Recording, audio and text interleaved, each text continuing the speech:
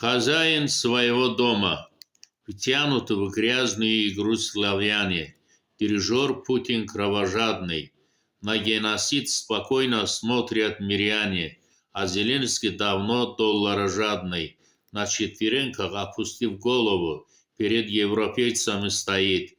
Никто не верит сказанному слову. Сколько еще Зеленский так постоит? Разве среди хохлов мужей не осталось? Понятно, что русских не существует. По вине Путина славянам досталось. Оба Владимира чего торжествует. Беда в том, что остановиться не хотят, и никто не хочет взять их за шиворот.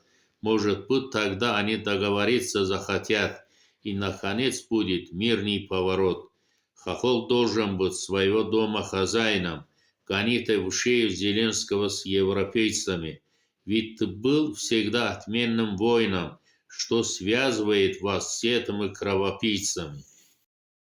Хозяин своего дома. Втянуты в грязную игру славяне. Дирижер Путин кровожадный.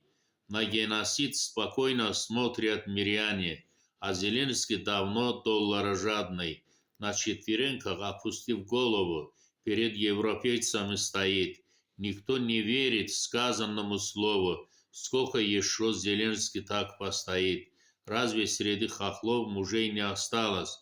Понятно, что русских не существует. По вине Путина славянам досталось. Оба Владимира чего торжествует. Беда в том, что остановиться не хотят, и никто не хочет взять их за шиворот.